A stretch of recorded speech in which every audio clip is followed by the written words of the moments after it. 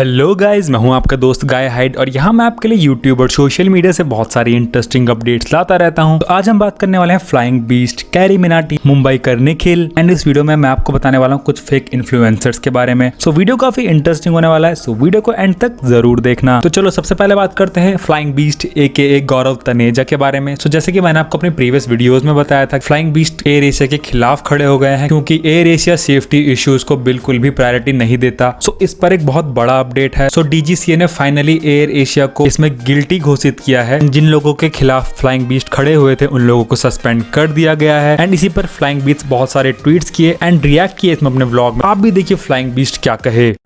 Guys, so just got news that DGCA ने captain Manish uppal और captain Mukesh Neema chief of flight safety को suspend कर दिया है बिकॉज उन्होंने जो मेरी कंप्लेंट थी उसमें पाया कि ये लोग सही में they are putting passengers lives at risk. मैंने जब कंप्लेंट की थी, विसल ब्लोअर बना था, I have put my job at risk. मैंने दिसंबर से ये मामले उठाए थे और जब मुझे ऐसा लगा कि भाई अब तो इस हिसाब से इनके काम चल रहे थे, इन्होंने बहुत मेरे को मेंटली टॉर्चर किया। आप जानते नहीं है, इन्होंने एयर एशिया ने एक बार भी ऑफिशियल स्टेटमेंट नहीं दिया, बट इन्होंने बहुत लोगों को खरीदा। ट्विटर पे बहुत लोगों को इन्होंने खरीदा कि मेरे अगेंस्ट कैंपेन चलाए, बट ये आखिरी में हार गए, हमारी ताकत के आगे हार गई है। कितने लोगों ने कहा अरे तू पागल है, इतनी बड़ी कंपनी के अगेंस्ट खड़ा हो गया, ऐसे कैसे, इनके पास बहुत पैसा है, बहुत कुछ है।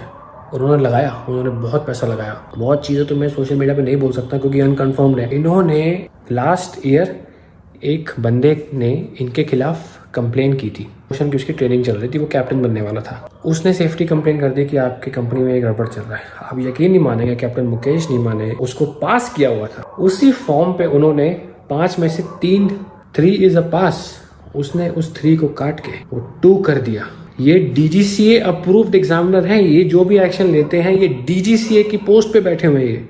उसने उस 3 को काट के 2 कर दिया और उस बंदे को फेल करके उसका करियर तबाह कर दिया। सो बेसिकली वो एयर एशिया को बर्नॉल भेजे हैं, बेसिकली चिढ़ाए हैं वो एयर एशिया को। तो आप भी देखिए फ्लाइंग बीस्ट का reaction. So guys, I am sending this token of love to AirAsia India. Hope this helps them. Also, as a human being, it is our duty to be with them in this tough time.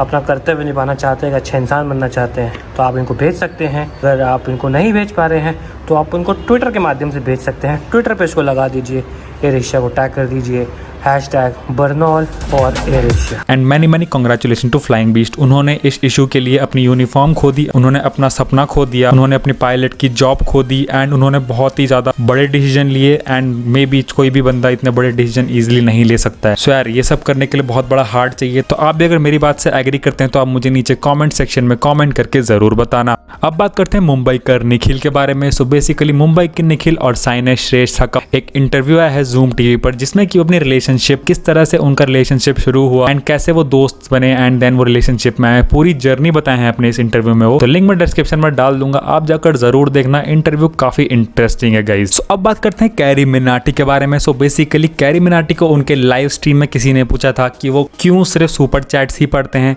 Basically वो ये कहना चाह रहे थे कि आप chat पढ़ने के पैसे क्यों लेते हैं। सो इसी पर आप भी देखिए कैरी मिनाटी का रिएक्शन। भाई तू क्यों पैसे लेके बात करता है भाई? मैं देख, तेरी बात जेन्युइन है बिल्कुल, पैसे लेके क्यों बात की जाती है, ऐसा क्यों है? सुपर चैट है ना, देख मैं किसी को बोलता नहीं ना, मैं किसी को फोर्स करता हूँ कि प्लीज़ यार कि तुम सुपर चैट करो, कुछ करो। हाँ ऑब्वियसली लाइक वगैरह के लिए मैं बोलता हूँ कि लाइक मारो इनको, बट मैं किसी को नहीं बोलता है कि तुम सुपर चैट करो, ठीक है। इट्स जस्ट कि यार तुम अगर चैट को देखोगे तो खैर, तो चैट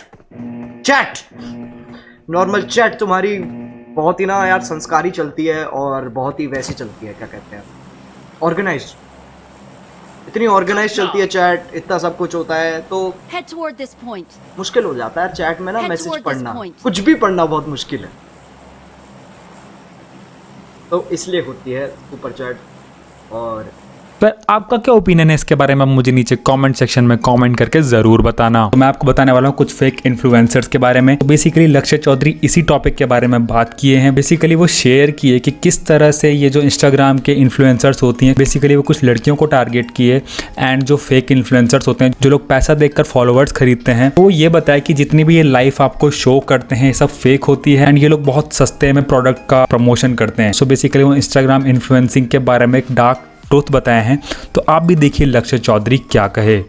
तो एक इंसिडेंट है, मैं इंस्टाग्राम पे पेड प्रमोशन करता नहीं, सबको ही पता है। तो एक बार सम्राट ने एक बंदे को जो हमें यूट्यूब पे दिलाता है उसको मेरे इंस्टाग्राम पे कुछ प्राइस बता दिए मेरे। तो उसने मुझे कांटेक्ट किया कि भैया जितना सम्राट ने बताया हमने डन कर दिया।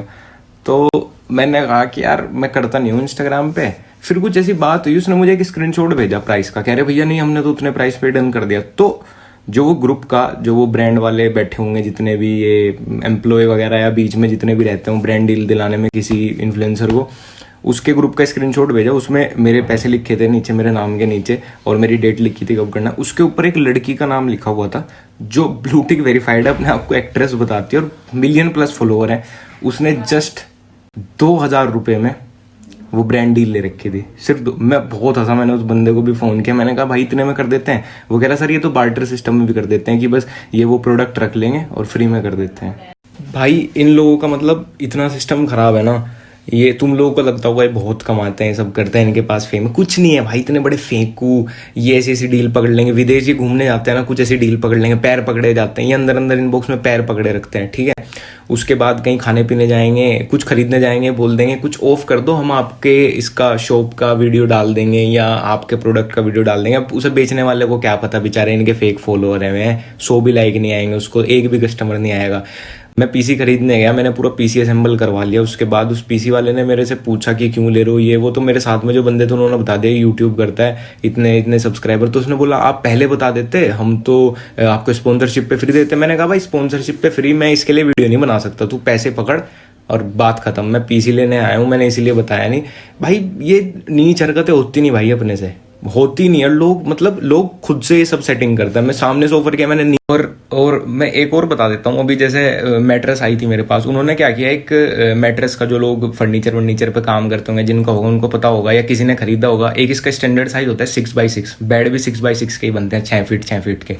तो उन्होंने जो मेरे को मैट्रेस भिजवाया, ये वेकफिट वालों ने, उन्होंने मेरे को मैट्रेस भिजवाया 6x5 का।